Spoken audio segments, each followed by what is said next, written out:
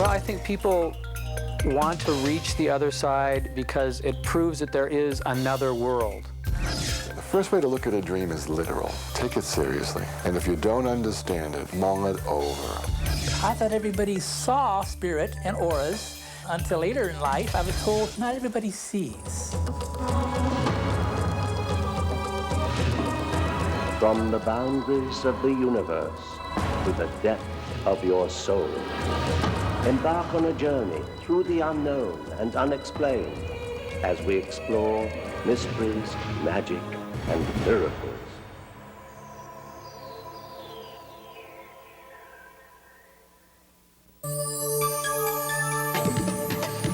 Hello and welcome. I'm Patrick Macnee.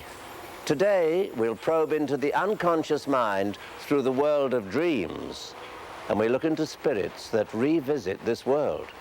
But first, Jim and Susan will take us on a journey to the world beyond through a seance. Reaching the world beyond is a mystery to some and a solution to others. Could a seance be a second chance to resolve lingering conflicts with the dead?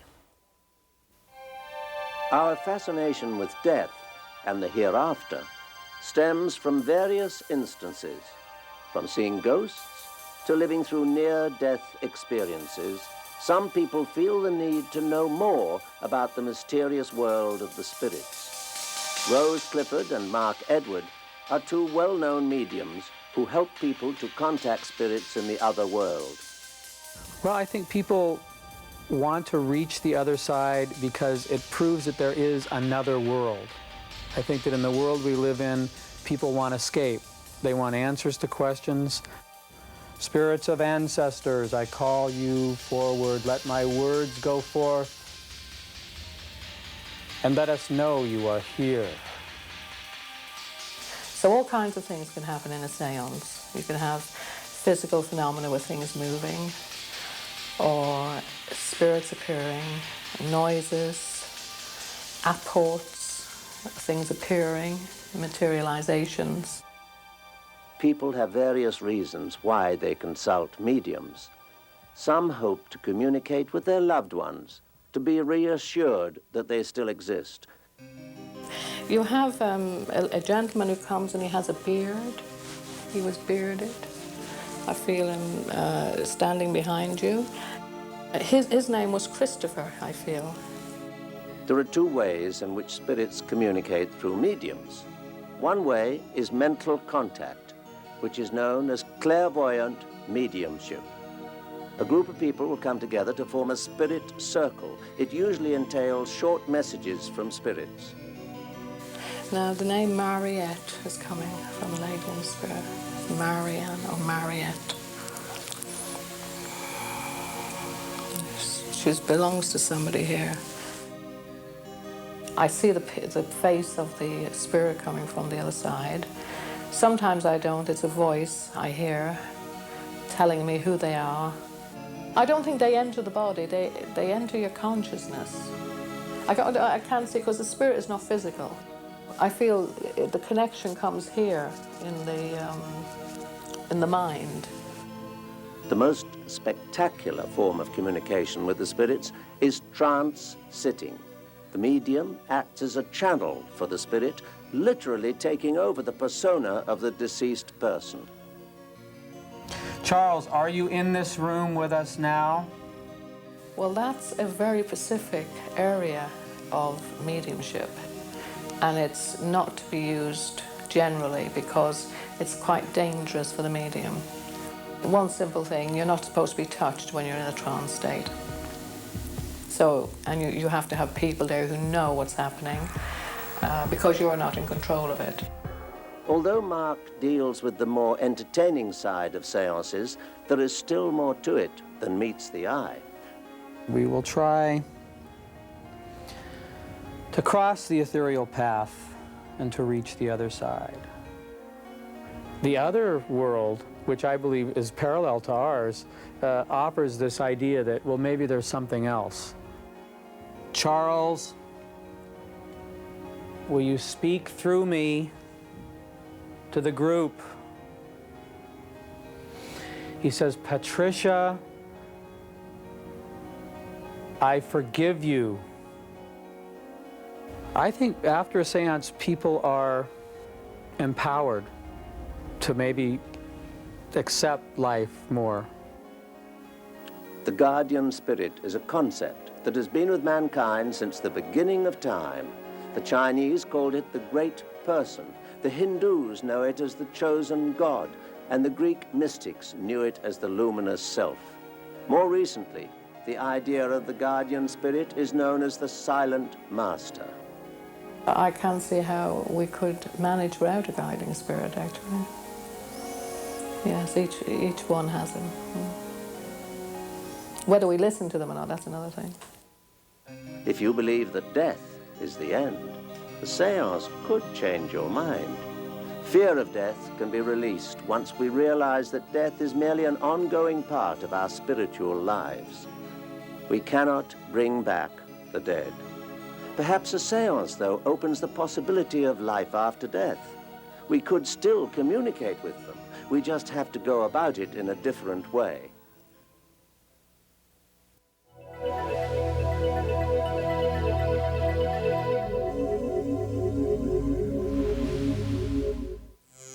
Sold at most toy stores, the Ouija board might look like a harmless game. But some believe it can have serious implications. Those who have used it as a channel to contact spirits believe in its abilities. But many claim there is danger in allowing spirits with evil intentions to enter.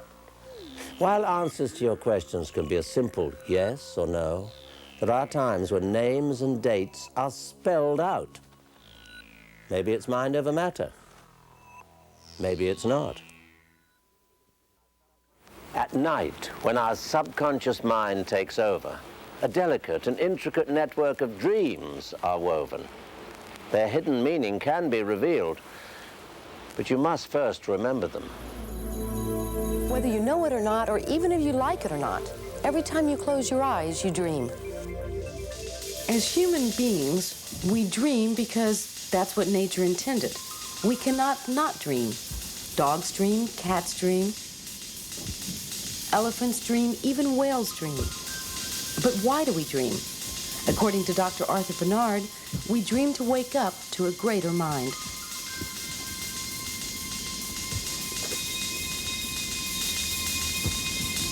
What's the first way to look at a dream? The first way to look at a dream is literal, in the sense that the dream may say exactly what it's saying and nothing more.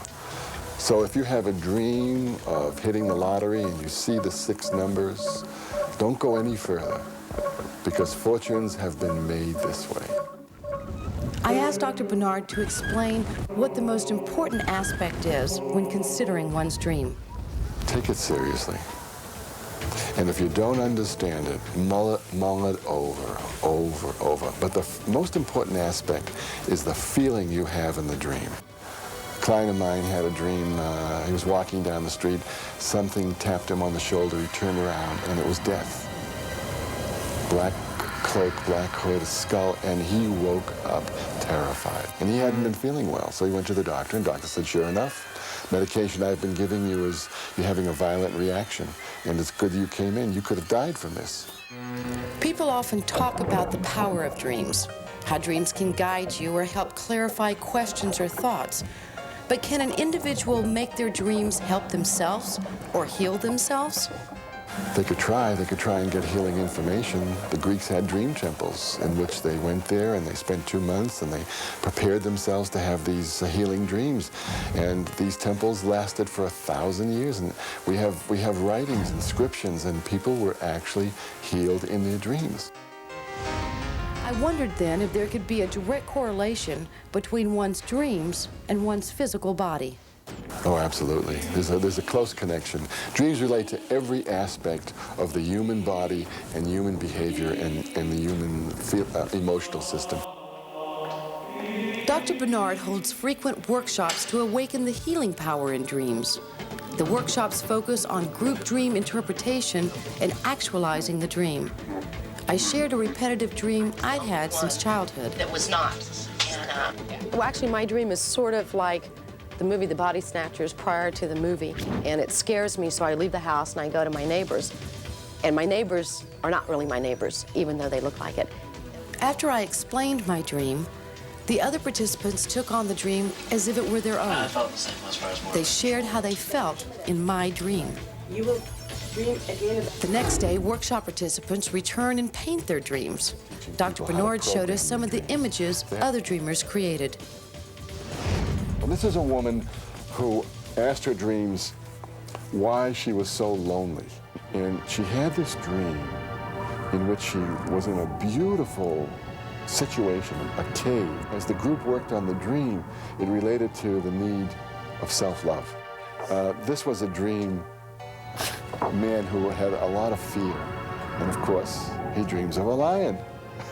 And the dream is trying to get him in touch with his, well, what does a lion stand for? King of the jungle! You know, lion stands for courage. Is it true that people can have psychic dreams? People can have psychic dreams because at some level in the mind, there's no time. All time is occurring at that moment. When we're sleeping, we're real great psychics. See, the subconscious mind knows more, it sees more. It's like, how do you explain the phenomenon? A woman dreams that her son was killed in Vietnam. He stepped on a landmine and he was killed. 3 days later, she gets a notice from the army that her son was killed in Vietnam. Now, how could the mind see that? Thousands of miles away. The reason is that your mind is not just confined to your brain. It's a giant field. There are clairvoyant dreams and there are telepathic dreams, and we just can see greater distances in dreams. Some people can do it when they're awake. We're just all more psychic when we're sleeping.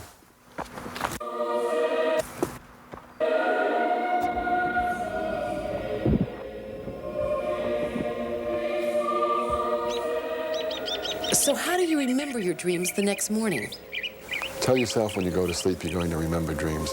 And when you wake up, lie still. Don't jump out of bed and, you know, say, what am I going to do today or what's coming up? Just lie there quietly, keep your eyes closed, and say to yourself, what was I dreaming? What was I dreaming? Some people don't remember their dreams because they don't take them seriously. They don't feel they're important. I think women are more closer to the dream world. Women take their internal feelings more seriously. After we shared our dreams, Dr. Bernard hypnotized us. Tonight, this wisdom, all-knowing portion of your mind will send you a dream that will help bring the healing that your inner heart desires. Wherever your subconscious mind takes you tonight, sweet dreams.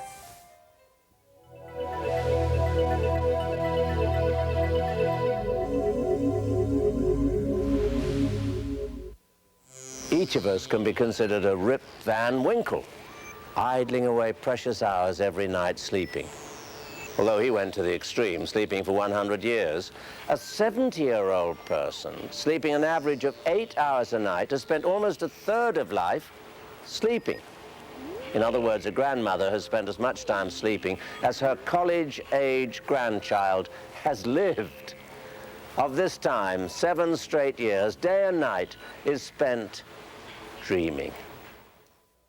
While some spirits are at peace, others return to haunt their previous dwellings. Hauntings can be innocent and brief, but there are those which include ongoing apparitions, noises, and moving objects. Hollywood has given us our fair share of demons, exorcisms, and hauntings. In real life, however, there are stories that make these movies seem pale in comparison. Harry Shepard is a dehaunter, or as he likes to call it, a spirit investigator. His everyday life deals with ghosts and spirits. Well, since I was 5 years old, I've been able to see them. I thought everybody saw spirit and auras until later in life. I was told, Harry, what you and I see, not everybody sees. To me, it's a natural thing. It's natural. An inborn instinct to fear anything we cannot explain has made us suspicious of any strange phenomena, especially ghosts. To accept the unknown, to accept something that you can't see, is quite difficult in this culture. All of our culture and all of our social life, we're taught if we can't eat it, kill it, or destroy it, it isn't so. Harry is of the opinion that ghosts are merely spirits that have not accepted the fact that they had to leave the earthly plane. He also believes ghosts roam most houses or buildings. We just don't know about them because they are quiet. Only when they become active do people sense this, like doors banging, TVs clanking on and off, changing channels. Then they think, oh my gosh, it's going to come out of the wall and get me. There's reassurance in the fact that most spirits are harmless and have no intention to make life difficult for people. In fact, they are often around us for our own well-being. Well, the spirit is perfectly content on the other side, but he feels he has to stay to nurture and to comfort the one on the living side. When sudden, inexplicable things occur in houses, Harry and a team of experts are normally called to investigate. The investigation is a team effort. We usually use a team of people of between 4 and 8. And each one of these has a different specialty. Some can see, some can hear, some can sense. Everybody in the team is essential to gather any information on the strange phenomena. Some people can sense the presence of spirit, but not see it. Some people can see it and not sense it. I can walk into a residence and see if there is anybody there or if there isn't anybody there. They can appear any way that they want to. They can appear as the last they did in their physical life, or they can appear as a cloud. It's up to the spirit, individual. It is more than curiosity that moves people to call Harry to investigate any spirit presence in their house. We tell them who is there and why they're there. Most of the time they are there, but they behave themselves, the spirits that is. Even with the knowledge that spirits are around us and present in our houses, it is only when these spirits become troublesome that a dehaunting becomes necessary. The process to remove these spirits is far easier than we believe. Well, we ask it to leave. Simple as that. Would you mind leaving? There is no ceremony, there is no ritual that we go through. We simply ask it to leave. And why would a spirit stay where he wasn't wanted anyhow? One of the most notorious cases of spirit investigation is the John case in Los Angeles. Strange things occurred in and around the house. The only thing left to do was to call a team of spirit investigators. Something completely unexpected happened. It started out where they were taking Polaroid pictures, and by accident, one of them asked a question. And when the Polaroid picture was developed, there was an answer there. The phenomena of ghosts leave us with little proof, and sometimes just the idea that it was all a hallucination. The only physical proof is what they give us, like the pictures with the writing on them. What's the chance that you would get that exact answer with that exact picture at that exact time? Impossible. Over the years, Harry has built up a collection of voice recordings, those of spirits. At the time of the recording, the investigators wouldn't hear the voices, but when the tape is played back on the recorder, the ghosts' voices are distinct and definite in their answers. There was a child's grave, and sitting on top of this grave was the spirit form of a child. When we put the tape decks down to him, and he pulled it almost out of our hand, and we get this little whisper, "I'm scared." The critics have found every possible excuse to disprove the existence of spirits.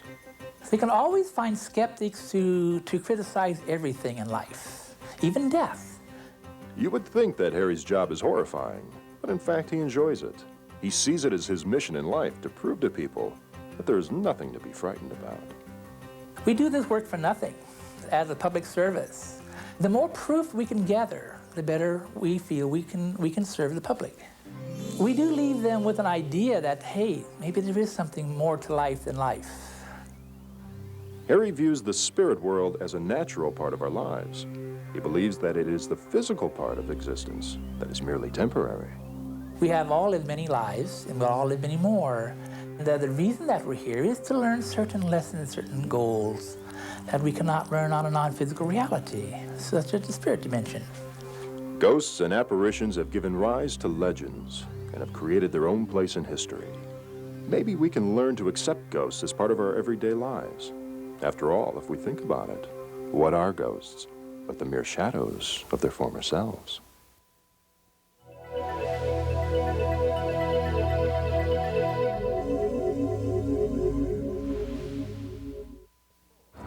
The power of thought and communication transcends our own awareness, in whatever form it chooses to take. I'm Patrick Macnee. Join me next time for more mysteries, magic, and miracles.